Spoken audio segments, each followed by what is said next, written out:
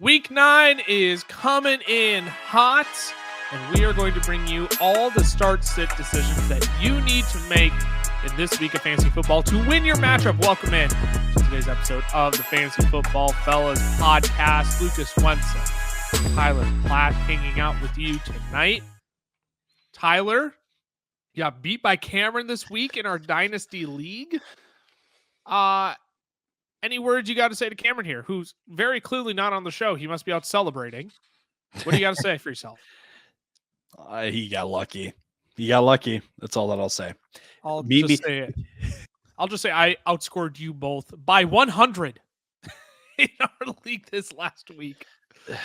I see. Here's the thing.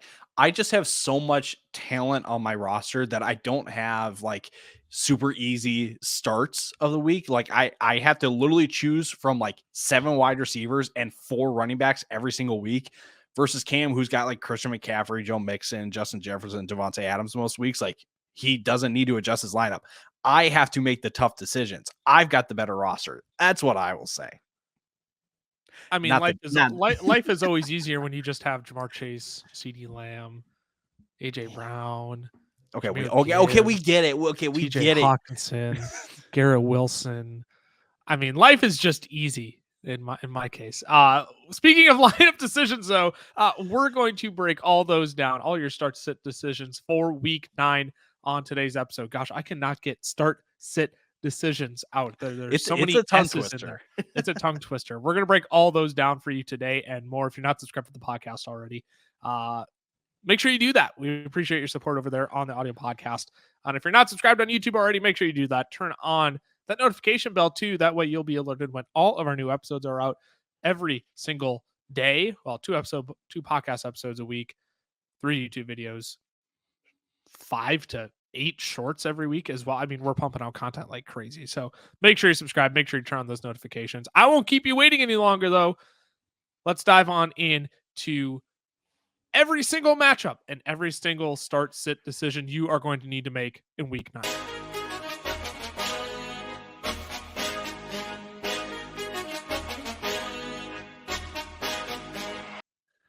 Alrighty, so going into Week 9, keeping in mind, we have 4 teams on bye this week: Denver, Detroit, Jacksonville, and San Francisco, which surprisingly have a shocking amount of fantasy-relevant players just across those 4 teams.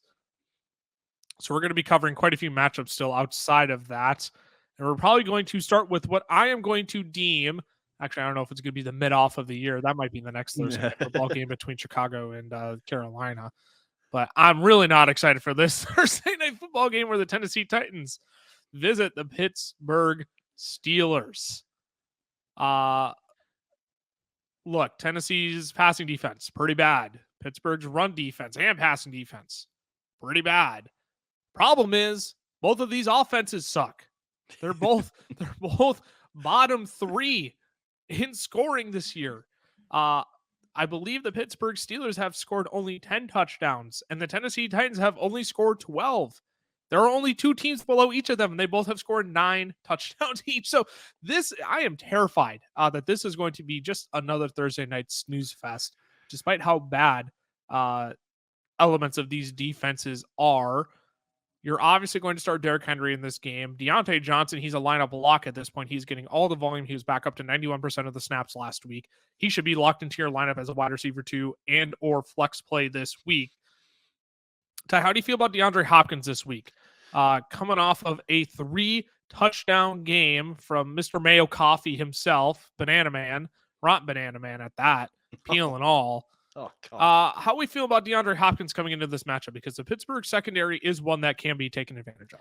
It is one that can be taken advantage of, and I feel like in this kind of scenario, in this matchup, you do have to play DeAndre Hopkins on the chance that he does take advantage of it. I mean, Will Levis and Tennessee, they spread the ball around last week against Atlanta, so it's not like targets were just funneled to DeAndre Hopkins, but I again, like if there's someone on Tennessee that's going to take advantage of Pittsburgh's secondary, it is going to be DeAndre Hopkins. It's not Treylon Burks. It's not Chig Okonkwo, as much as we love Chig Okonkwo here. But No, I feel like you have to. You can't expect another 3 touchdown game by any means, but I on the like you said, on the chance that DeAndre Hopkins can take advantage of this secondary, I feel like he's a pretty solid flex option this week. Yeah, I think you could flex him this week. I'm not well, and by flex I mean you can put him in your starting lineup as your wide receiver 3, Mhm. and put him in your wide receiver slot because we don't want to flex Thursday night football players. But at any True. rate, yeah, he is a flex consideration for me this week. Let's look at Pittsburgh though. Excuse me, we talked about Deontay Johnson. Kenny Pickett maybe will play in this He game. he was off the injury report as of Wednesday, so he looks like he's full go. He is off the injury report. I kept looking all afternoon to see if I could find that, and I did not get any updates. But he is off the injury report. Looks like he will play. Does that change what you think of for George Pickens this week? He's not on our dock, but he's a guy that I've heard. With Kenny Pickett playing banged up, I'd rather not play him this week. But at the same time, I don't. Again, 1 reception for 22 yards and a touchdown last week. Not exactly what you're looking for. At the wide receiver position. I think when it comes to George Pickens, there have been several points made on broadcasts, that cover the Steelers that whenever Kenny Pickett finds George Pickens on one-on-one matchups, he will look to get Pickens the ball because he believes that Pickens can just, pull down anything that's thrown his way. So I think it really comes down to, does Tennessee run a ton of man coverage? And as I'm pulling up the stats courtesy of PFF, um, Tennessee runs man coverage at the 9th highest rate in the league. So I wonder if there is also some flex consideration for Pickens this week. Just again, ton of one-on-one matchups that could bode well for Pickens, but at the same time, it's Kenny Pickett that we're talking about. Well, And it's a hampered Kenny Pickett. It's an right, injured ribs Kenny exactly. Pickett, and we've seen quarterbacks coming off of rib injuries just not look good. I mean, Justin Herbert is Exhibit A, right? Like MVP, like dark horse favorite last year. Justin Herbert uh, did not recover very well from rib injury, so.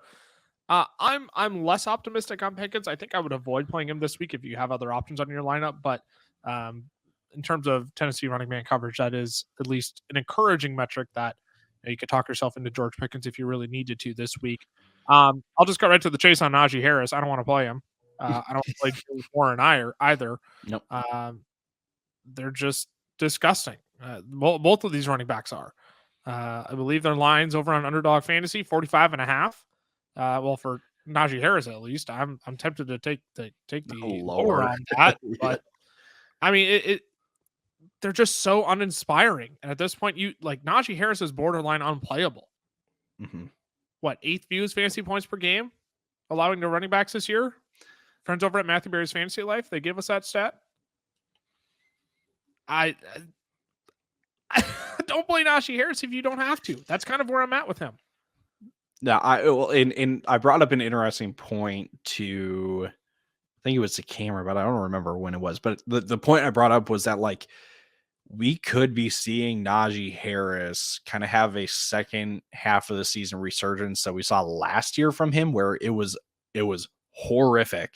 First half of the season, they hit the bye week and they come back, and Najee Harris was at a solid play the rest of the year. We could be seeing that again because they come back from the bye and Najee has one of his best games of the year. But it's, when you look at this matchup alone, it's Tennessee. Okay. And if you know anything about Tennessee's run defense, you know to not play a guy like Najee, who has struggled for touches this year. I mean, he's outside the top 30 in rushing attempts per game of all running backs. Not great. And Tennessee's run defense, that's just a recipe for disaster. So avoid that potential headache, that potential, disappointment of having Najee Harris in your starting lineup. Put him on your bench. Let's move on to the next matchup. Miami versus Kansas City. Over in Germany, Guten Tag to all of our friends over in Germany. That was a terrible German accent, but Guten Tag to all of you over in Germany. Look, you're firing up Mahomes. That is 8:30 Really? Central that game is kicking off. By the way, you're starting Mahomes, you're starting Kelsey, you're starting Tyreek, Tua, Waddle, all those guys. Lock them into your lineup. Frankly, I don't think there's anybody like prominent that you're looking to sit in this game. Uh, the only one that I would maybe have a question on is would you be willing to look at other options ahead of Raheem Mostert this week? Just looking at him over the last 2 weeks, 6.1 fantasy points per game in week 7, only had 9 rush attempts in that game, 10.6 fantasy points last week, only 13 rushing attempts, didn't have a single target in that game either. Uh, Ever since Jeff Wilson has come back, Raheem just hasn't been as effective, hasn't been as productive for fantasy managers. I don't think I'm looking to sit him, but I'm a little bit concerned at the same time because it's not like the Kansas City Chiefs are a vulnerable run defense. If I remember correctly, they're giving up somewhere towards the bottom.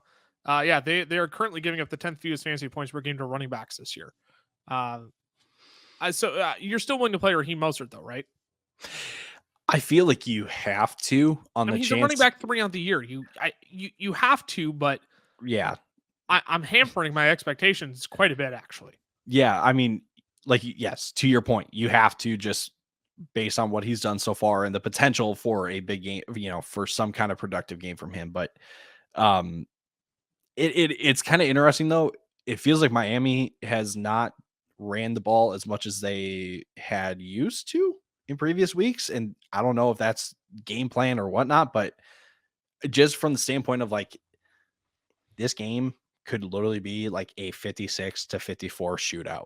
Honestly, like it could. Right. But Kansas City's defense is a lot better than that, so it's not going to happen. But you should still play Moser, but just expect you can prepare for a potentially low floor that we've been seeing the past couple weeks. I mean, Kansas City, they are giving up the 13th most rushing yards this year, which is fascinating. 4.5 yards per carry. Thing is, they just don't allow any rushing touchdowns. Only 2 rushing touchdowns allowed on the season. But yeah, I think you still have to play Raheem Mostert. You play the running back 3 on the year. Let's just not make that overcomplicated. But I'm hampering expectations a little bit there. Mm-hmm. How about Rashee Rice? Rashee Rice is the only other name I really want to bring up here. He's been the wide receiver 23 PPR format since week 5. Honestly, he should have had another touchdown last week. It was one of those where he was just so wide open and turned his head before he caught the football and dropped it, and it would have gone for another touchdown. So I'm actually willing to flex Rashee Rice this week. I love the matchup with the Dolphins. I'm willing to fire him up this week. What do you say? Yeah, I'm with you. I mean, Miami, they're allowing the sixth. Oh gosh, that sounded Spit it horrible. out. The 6th most fantasy points to wide receivers on the year. And again, I keep going back to this high scoring game. And we briefly mentioned like there's not really anyone like prominent that we're going to sit in this game. And I think Rashee Rice is like that last player that we put into this like notable category. Yeah, 100%. The over under for this game is set at 51 points, and I think Over. I think it has a good chance of hitting that mark. Let's move on to the next matchup, though. Back to America we come. The Minnesota Vikings, they visit the Atlanta Falcons. You're firing up Bijan Robinson. You're firing up TJ Hawkinson, especially with Jaron Hall, quarterback. Tight end is a backup quarterback's best friend, as I always say. I think you could probably slot Drake London in here too, assuming he plays. Left with what was it? A groin injury. I'm worried about that lingering into this week, but the Viking secondary, obviously not great this year. Can be exposed. I think you're firing up Drake London if he does play this week, even if he is hampered with this groin injury. Yeah, this is something to monitor at least as we get closer to Sunday. If I as of Wednesday, there were tweets saying that he's a truly questionable, player for Sunday. So just monitor it. If if he doesn't practice and then he's limited on Friday, then I'm actually kind of less inclined to put him into my lineup because they're kind of forcing him to practice a little bit. But if it turns around on Thursday, Friday, and then he's a full, then he's all systems go for me. Jaron Hall will be at quarterback for the Vikings this week. Not Josh Dobbs, who they just traded for. We won't. I'll spare the conversation on the Josh Dobbs trade. I still don't know what to make of that trade. I was so underwhelmed. I was I was underwhelmed. I understood it. I was Yes. underwhelmed, but I didn't understand at the same time. I mean, I don't know what the goal of that trade was. That's a trade that you look at your phone and you go, "Oh, okay, that just happened." I just don't know what Kwesi's thinking by bringing in. Everything that they've said is like we're building up the depth, or we're building up the the talent in the room and stuff, and it's like, okay, sure, but like it's another backup quarterback in the room, like, right? Okay, yeah, I guess it's nobody prominent. I would have rather called up Father Brady and told him, here, put a number on the piece of paper, and we'll pay you. I don't care. Honestly. Well, again, I thought I'd spare the details, but here we are rambling on about our Minnesota Vikings. What are you doing with Jordan Addison this week? Jaron Hall at quarterback. Atlanta secretly stingy against wide receivers. I mean, I know DeAndre Hopkins had his massive day last week, but Falcons secretly stingy against wideouts this year. What do you want to do with Jordan Addison this week? I'm setting him. I even with teams on bye, I'm inclined to do the same, but part of me is like, you might, yeah. What if Addison's just first read and Jaron Hall just goes first read? You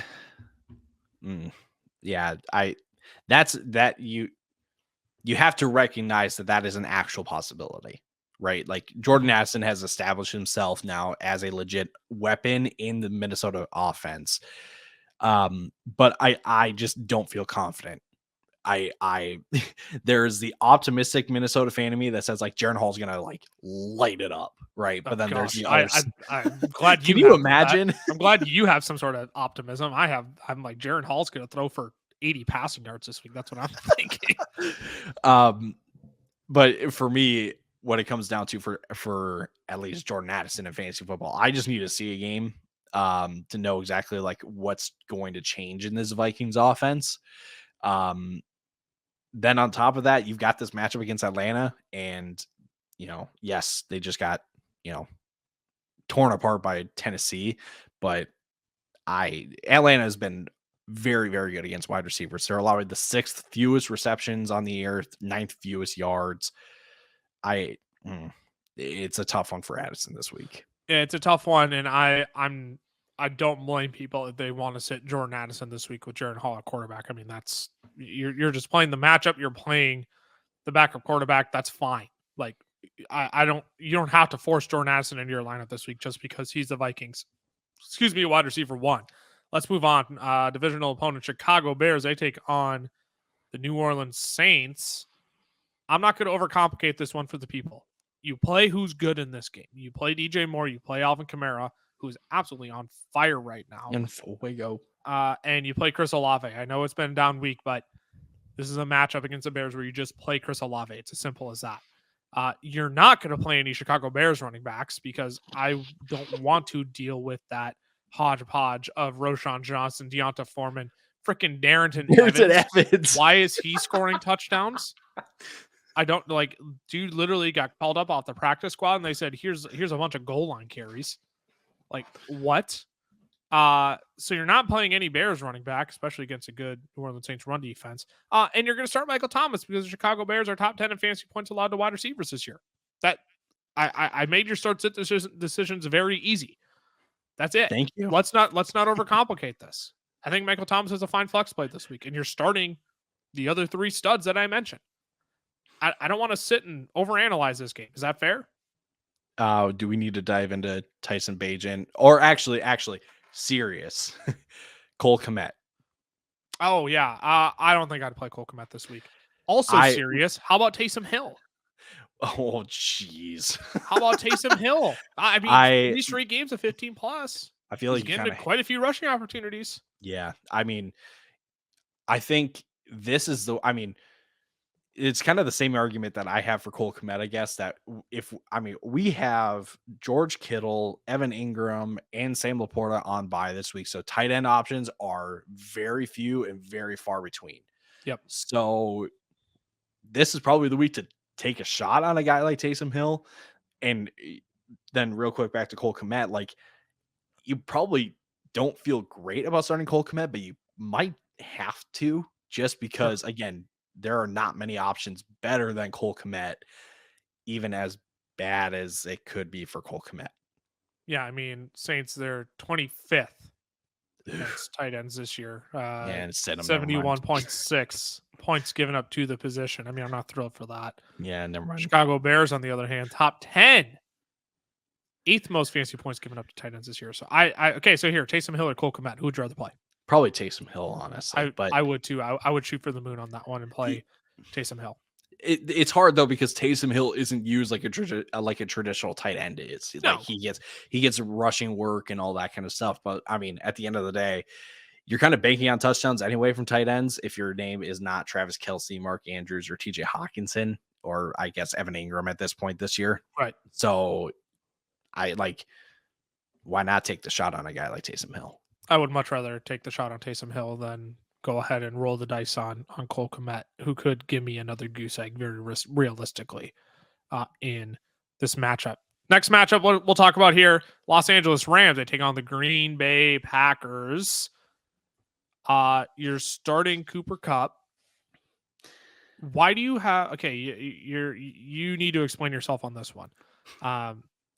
I just looked over the doc and saw that you have Puka Nacua as a potential sit this week, and you're wrong. That man is the wide receiver 4 this year. Only 2 games with less than 70 receiving yards on the season. Is this a purely Brett Ripien thing? It really is. I mean, you're still going to start Puka. Okay. I only put him in the sit category on our document because I'm like, I have to put him in here somewhere so we talk about him. Like he's not. Here's the thing: Stafford plays, he's fine. He is Puka Nacua. That not. I don't know if we can expect it's a Stafford with a UCL injury, but still, like, what does this Rams offense look like with Brett Ripien under center? I really don't know. We're gonna find out potentially. We're gonna find out. I mean, the other thing too is that Green Bay up and down against wide receivers this year. If that makes, I mean, like, I don't really know what to think of Green Bay secondary. And then if we put Brett Ripien there, maybe the way to say it is this: I have way too many questions. I have way too many question marks about how this game could go and how it could look. You're like you said, no matter who the quarterback is, you should still play Puka Nacua. The only reason why I have him as a sit in the document is because we have to talk about just the awkward scenario that this game could literally be like 18 This game to could 11. be terrible. Oh my gosh. It could be one of the ugliest games of the year. Yeah.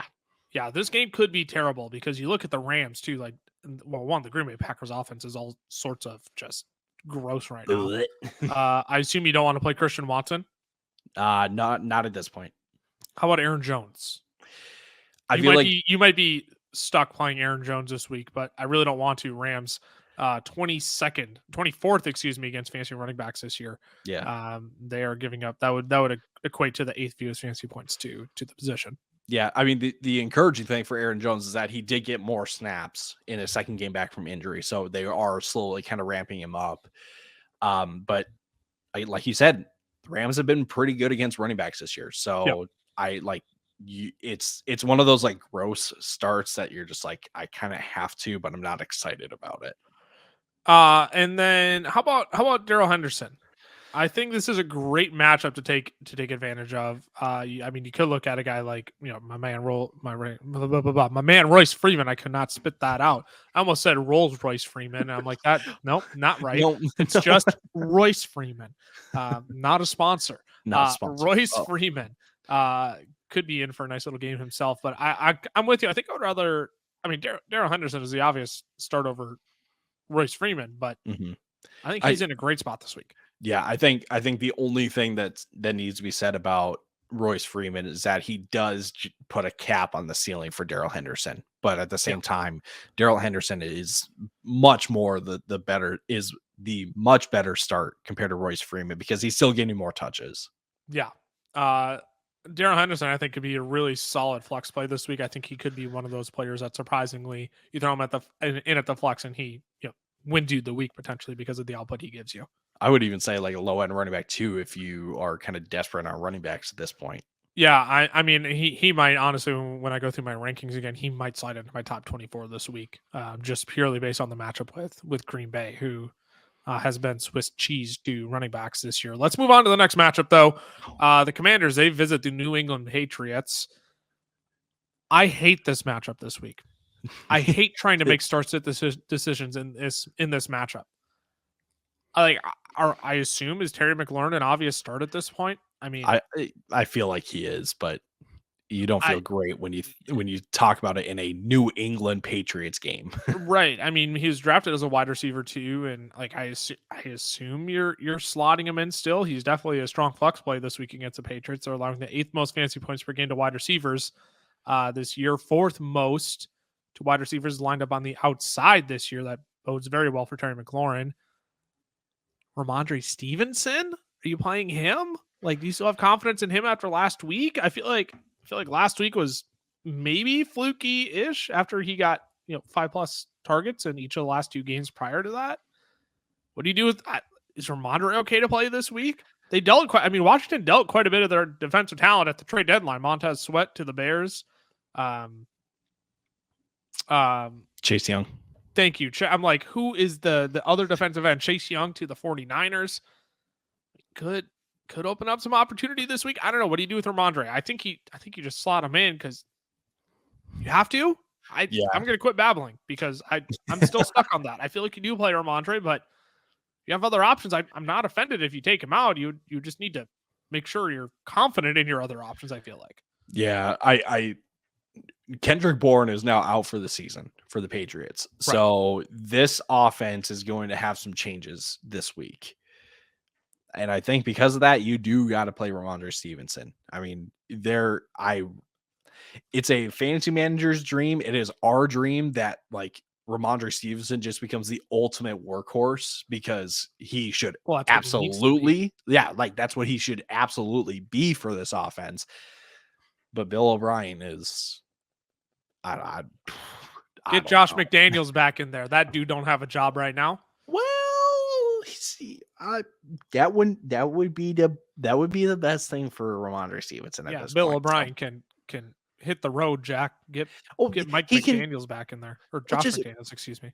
I mean, Bill O'Brien can just be the Alabama quarterbacks, or sorry, not Alabama, New England Patriots, the New England quarterbacks coach, because wasn't that a reason why they brought him in, was because of Mac Jones and whatnot? So good by me. So yeah, it seems like you can fire up Ramondre this week.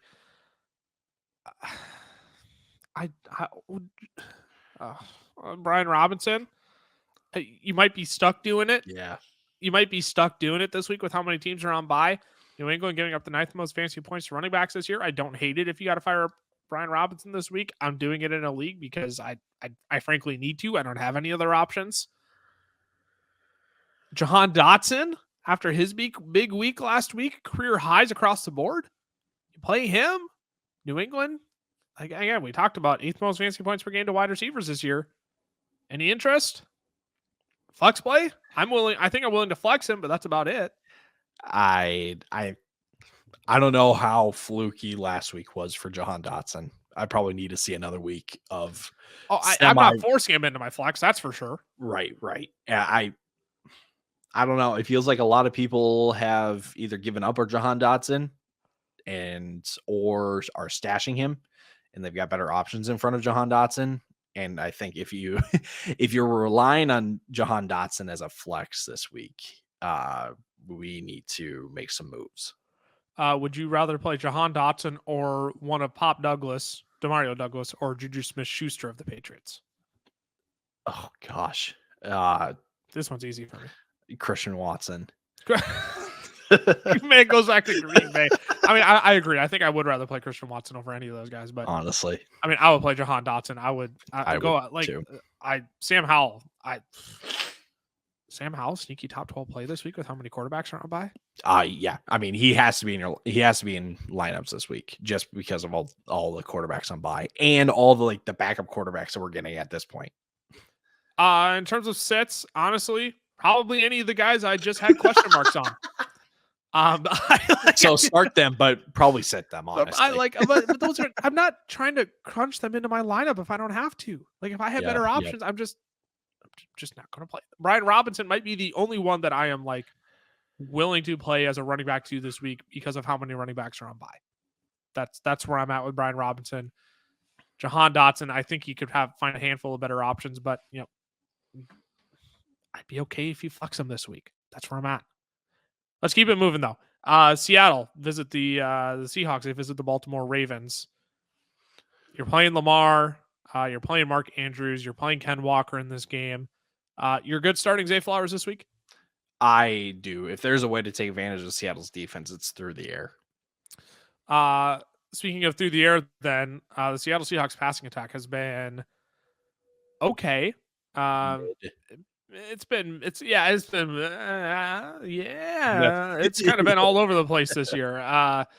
So you want to start any of those Seattle Seahawks wide receivers? I think if there's one you start, I think it's DK just because he's been the most consistent out of the three. But I don't feel great about Tyler Lockett or JSN, even though JSN has been on a bit of a heater the past 2 weeks. But I mean, Baltimore, they're allowing some of the fewest fantasy points. Yeah, that's right. JSN. Hey, who said to potentially go pick up JSN off waivers if you are doing really well so far this season? Because what if he turns it around? Who was me? Yeah, sorry, I was probably really loud in the mic. Do you want to go take your victory lap around your? No, I not quite yet. Not quite yet. I got a tough matchup with Baltimore. I'm with you there. I'm not too optimistic for JSN this week, but I'll victory lap the last 3 weeks of JSN because those have been great. Literally right after I tell people, hey, go do it, and what do you know? Yeah. Anyways, I'm with you though. The only one I would want to play is DK Metcalf, and I really don't even want to play him this week if I don't have to. Right, honestly. But again, with how many wide receivers are on bye, you're probably stuck playing DK Metcalf this week. Like you would play him ahead of the Jahan Dotsons of the world, right? Yeah, oh, totally. I mean, that seems like a silly question, but the matchup just is that bad. Terry McLaurin or DK Metcalf? There we go. Oh, Terry. I think I would play Terry this week as well. In terms of sits, how about Gus Bus? Coming off of 2 20+ point weeks, 3 touchdowns last week. See an option for running back 2 in your lineup this week? I don't feel great about it, but you probably will end up playing Gus Edwards in your lineups. Just again, we are missing some great running backs this week. And on the chance that, like, let's say Baltimore gets to the goal line and he finds a 1-yard touchdown, right? Like, I just don't feel great about it though, because Seattle has been really, really good against the run this year. They're allowing the lowest yards per carry to running backs this year, and they just traded for Leonard Williams from the Giants, so they're beefing up the defensive front even more. So I don't feel great about Gus Edwards, but you may end up sticking him and keeping him in your lineup just because, what if it's another goal line score for Gus Edwards? Gus Edwards or Brian Robinson? Honestly, Brian Robinson, but it's close. Play the matchup. I would play the matchup there. I would go Brian Robinson as well. Tyler, let's take a quick break. We'll bring it back with a few more start-sit decisions.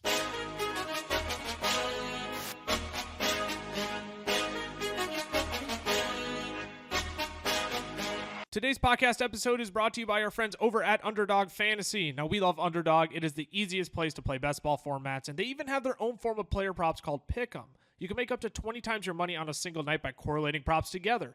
2 picks will triple your money, 3 will 6 times it, 4 will 10 times it, and 5 plays that all hit will multiply your entry by 20. You can even place insurance on your picks too, so if only 4 of your 5 props hit, you still get 10 times your entry. And if you use our code FELLAS when signing up, Underdog is going to double your first deposit up to $100.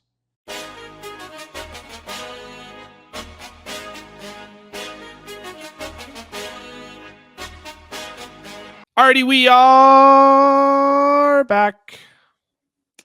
We're going to break down 7 more matchups. I forgot to mention, we're going to close it out with a little fellas pick'em as well. Well, actually, it's a full fellas fade.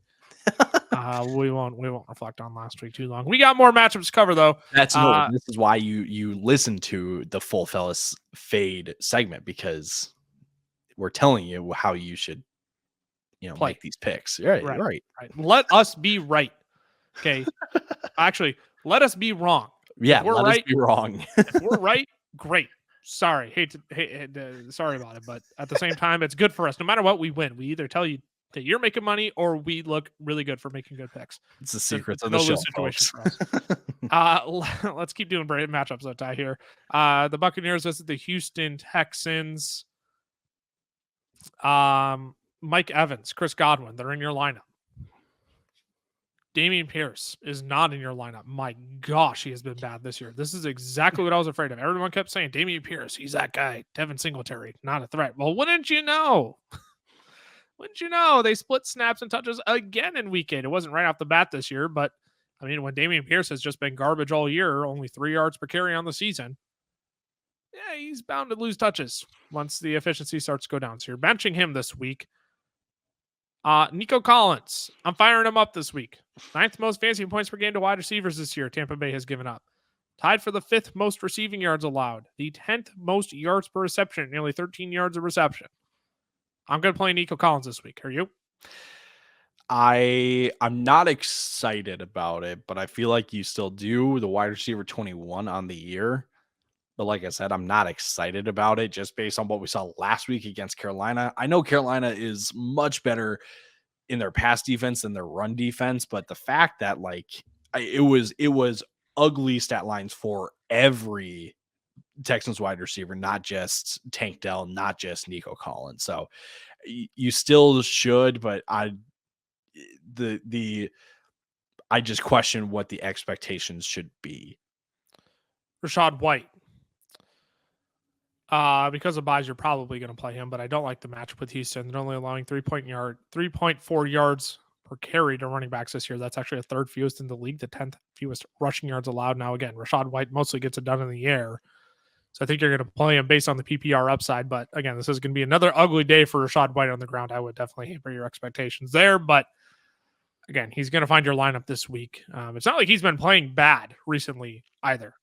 Giving you 2 straight weeks of 15 plus. So I'm good playing him there. But again, one to not get overly excited for Rachaad White. Next matchup, Arizona Cardinals. They visit the Cleveland Browns. I mean, look, it's a bad defense against a bad offense, and a bad offense against a good defense. That being, the Arizona Cardinals have the bad offense and the bad defense, and the Cleveland Browns have the bad offense and the good defense.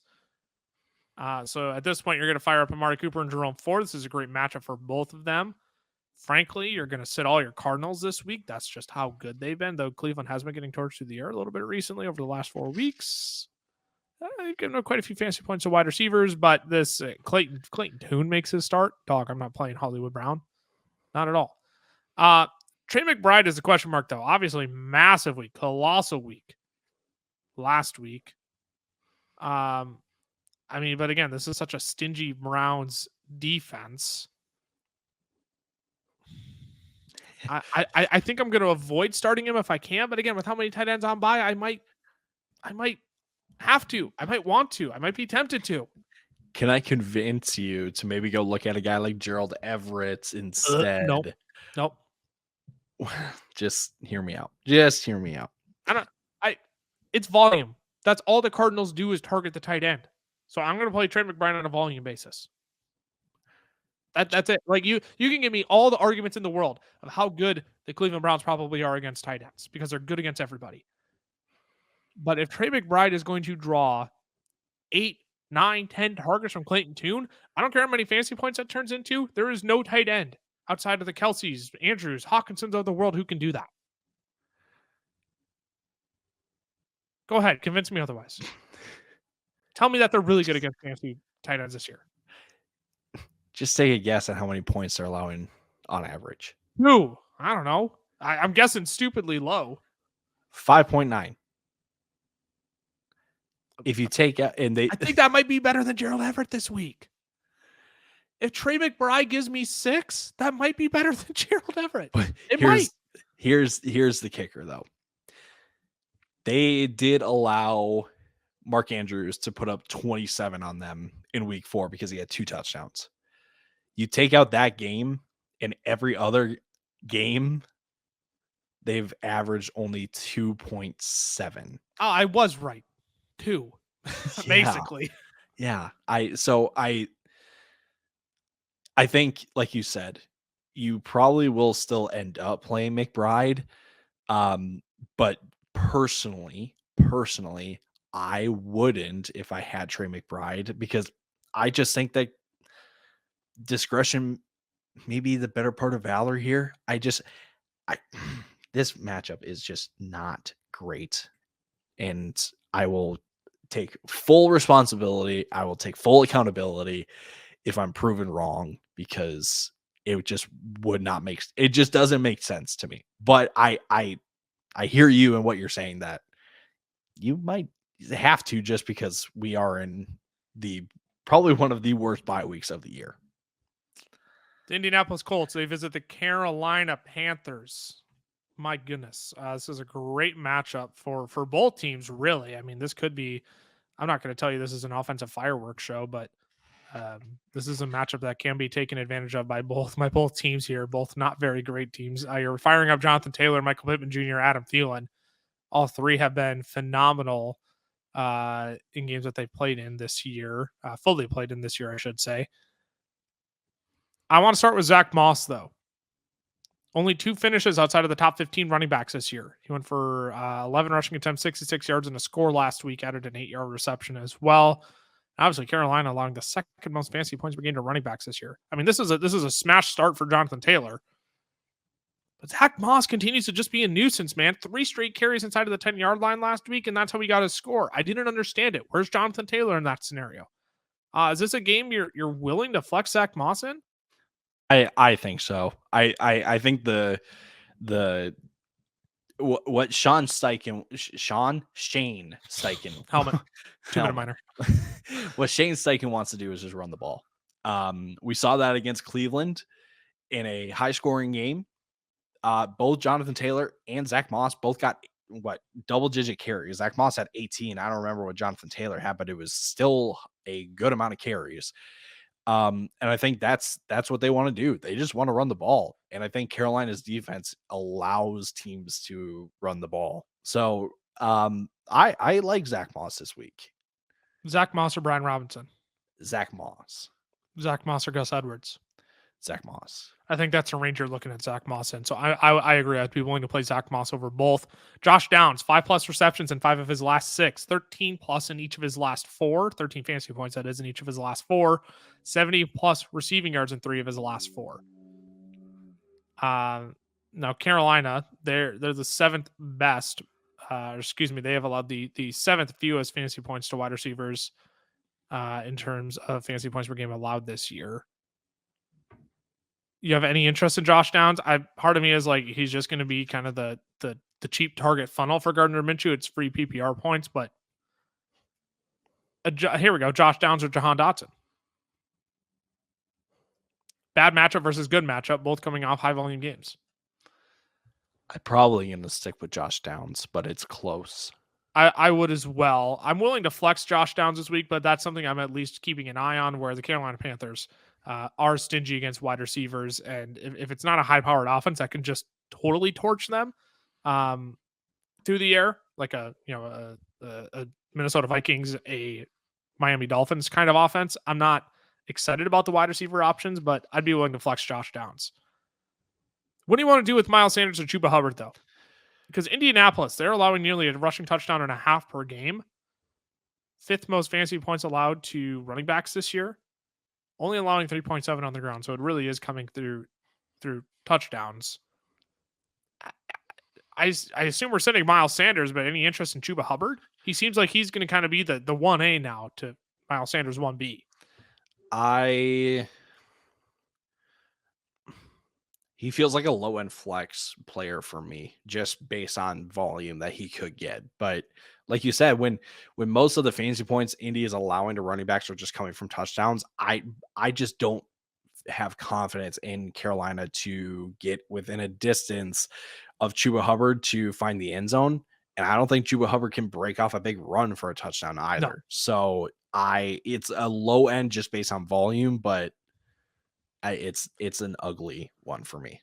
You're not playing him over any of the previously mentioned Brian Robinson, Gus Edwards, Zach Moss. No, I'd still start those guys. I would agree with that as well. The Giants travel to Vegas, baby. Take on the Raiders. Sayonara, Josh McDaniels. Sayonara, offensive coordinator. I can't remember his name now, and the GM. Mick Lombardi. Yes, thank you. Lombardi. That was the name I was looking for.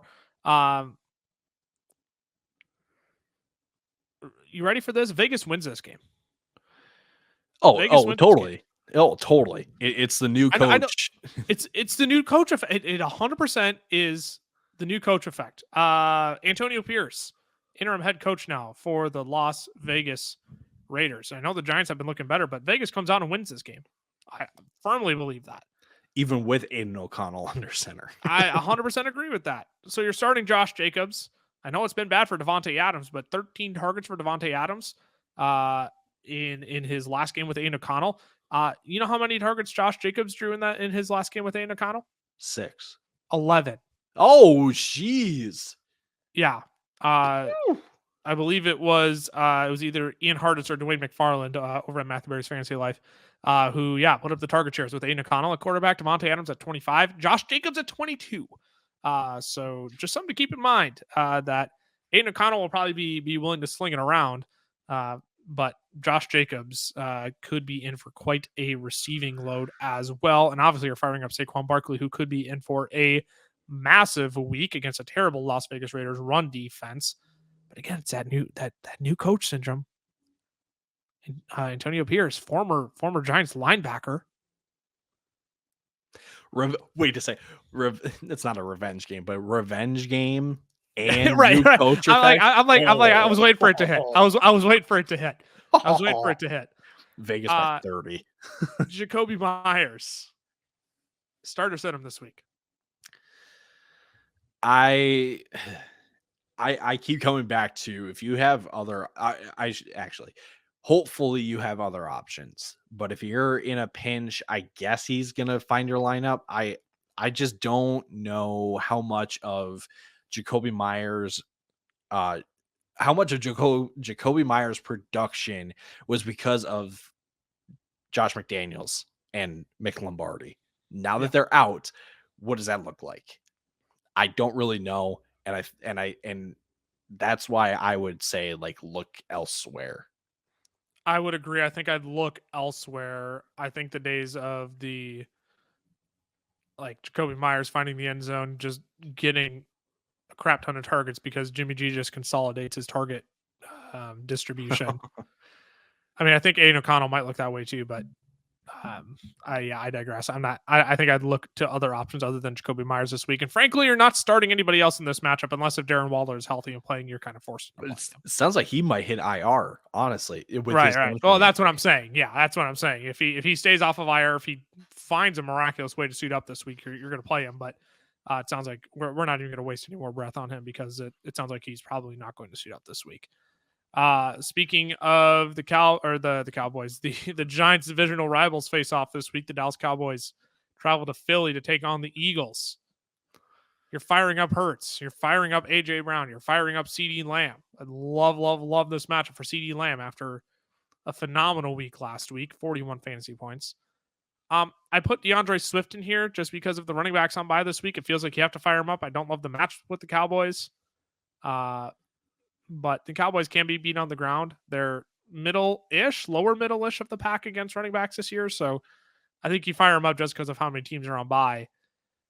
But man, you look at the other players in this matchup, though. You look at the other studs. Tony Pollard, Devonta Smith. The Eagles are allowing the fewest fantasy points per game to running backs this year. Dallas is allowing the second fewest fantasy points per game to wide receivers this year. I mean, you fire up both, right? Like, I don't think you just go sit Tony Pollard for a Brian Robinson, even though Brian Robinson has the better matchup. You don't just do that, right? Yeah, I mean, there's one aspect of the Cowboys offense that is suffering right now, and it's the run game. I don't know if this is the get right game for Dallas necessarily, but just hear what I'm about to say. I'm going to sit Tony Pollard this week. Does that make any sense, regardless of who they're playing?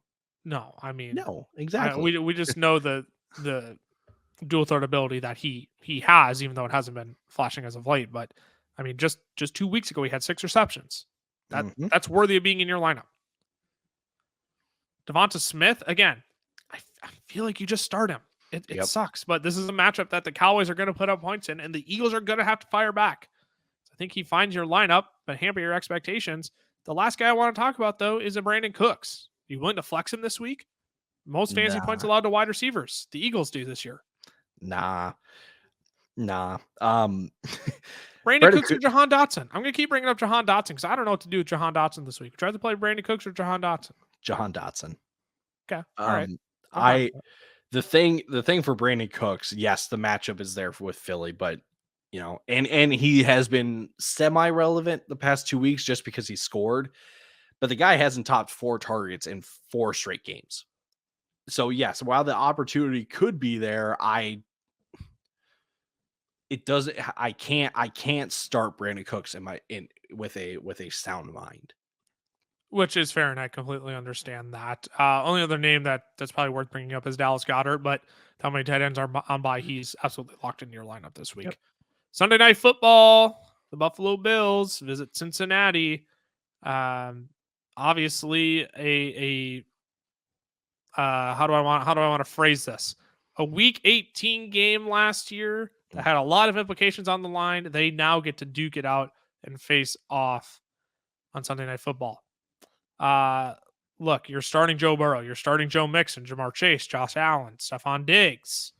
You have Dalton Kincaid in here. Is this just with how many tight ends are on by and Dawson Knox on IR? Mhm. Yep, I can get behind that. He's in your lineup this week. All right, tell me you figured something out on Gabe Davis because I haven't. I still don't get Gabe Davis. I don't at all. Cameron and I made him a sit last week, and wouldn't you know, he goes off for 20 plus. I don't. What is Gabe Davis? He's an enigma. I don't. That Uh, man must have like a symbiote in there or something. I don't know, man. I don't get it. I always think of What is the Gabe Davis? What do you do with him this week? Do you fire him up? It seems like a match we fire him up, and if it's a shootout, yes. but this is when it's too obvious, right? This is when he's going to suck because it's too obvious. So I what? You fire him up? I guess, right? yeah, I think there's a more legitimate reason to fire up Gabe Davis other than just say like it's a shootout or that he could find the end zone or something like that. That was the argument in past weeks. But I think there's a legit role for Gabe Davis now. I oh, this is a byproduct of Dawson Knox going on IR and a potential change in the running back room with Buffalo just because they did just sign Leonard Fournette to the practice squad. And I know it's practice squad, but you don't just sign Leonard Fournette to sit on the practice squad. Like, here's the thing. Khalil Shakir, the wide receiver 3 in the Buffalo Bills, he saw a season high in snaps in week 7 after Dawson Knox left, but then he topped it again in week 8 in snaps. And to me, that signaled more 3 wide receiver sets because Gabe Davis's snaps were untouched. Yeah. So more passing opportunities for the Bills because of that. Now, like I said, if Buffalo's run game is in the middle of a change because Leonard Fournette is in the backfield and Cincinnati, if they can shut down the run game, Buffalo might just have to air it out. And I don't know if I if Buffalo airs it out, that's just more opportunities and potential targets for Gabe Davis. That's essentially what it comes down to.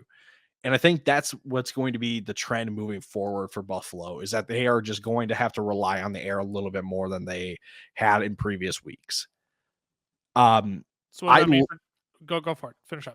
I like Gabe Davis this week. I don't know if it's necessarily a like 9 catches for 12 targets kind of game, but if it's a 6 for 8 or if it's a 5 for 5 on 8 targets for 70 something yards, that's at least still 12 points in PPR.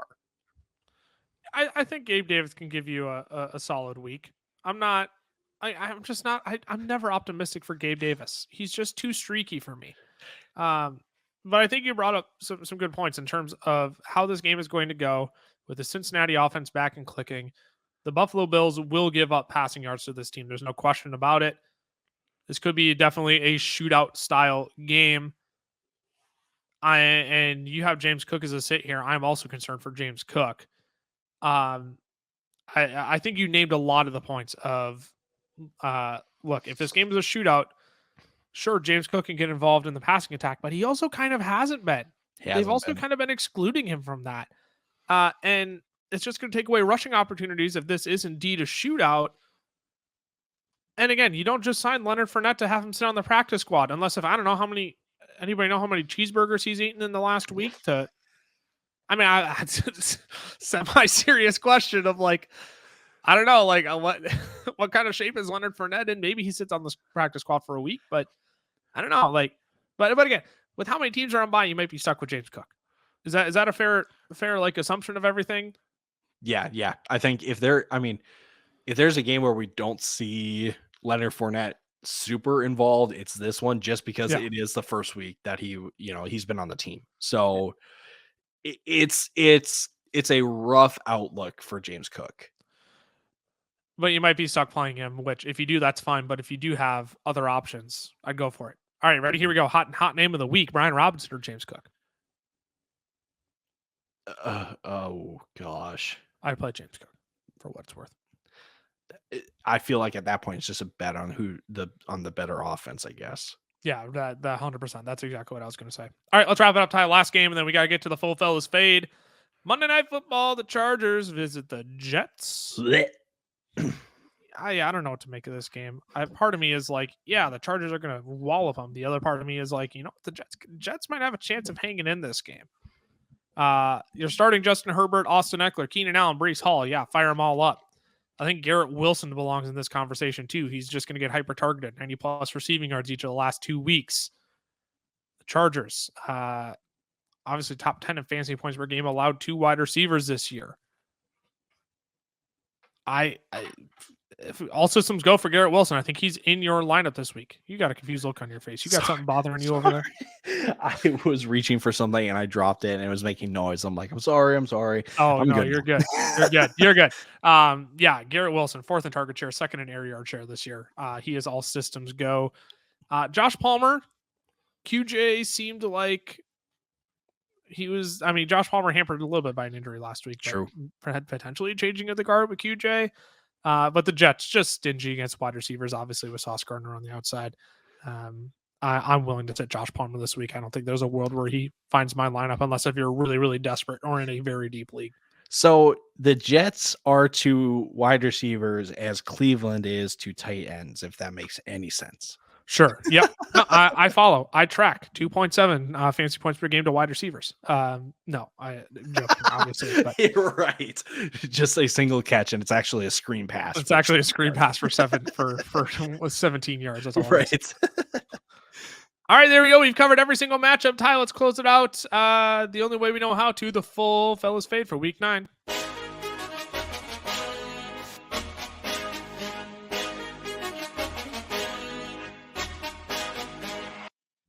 Alrighty.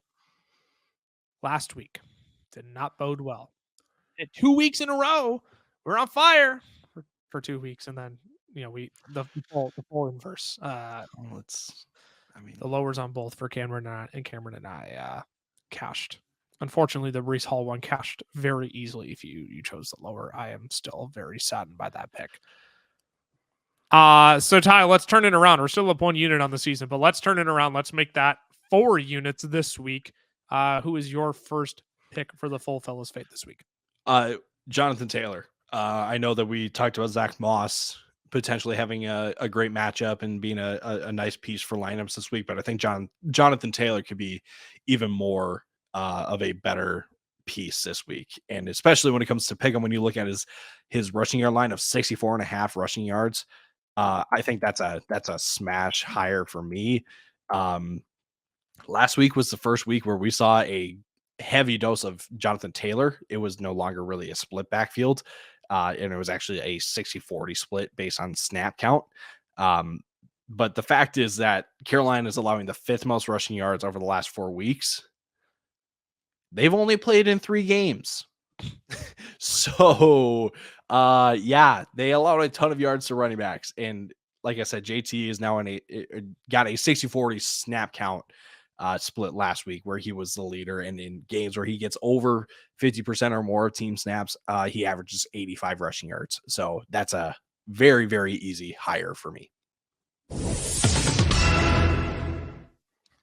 Jonathan Taylor higher than 64.5 rushing yards as the first leg of the full fellas fade this week. I'll pile on my pick now. How about Adam Thielen? Old man Adam Thielen. Higher than 68.5 receiving yards. Honestly, if Underdog had a receptions projection out, I would rather take the receptions, but that's not out yet, and I'll take what I can get here. He's topped this in each of his last 5 contests. Indianapolis, they are giving up the 7th most receiving yards to wideouts over the last 4 weeks. And frankly, this is just going to be a product of volume. If, again, we talked about this game being like just sneaky, like mid offenses against just bad defenses, like could lead to a decent amount of points and a decent amount of production. So I'm banking on that with Adam Thielen. He's very clearly the number 1 guy for Bryce Young.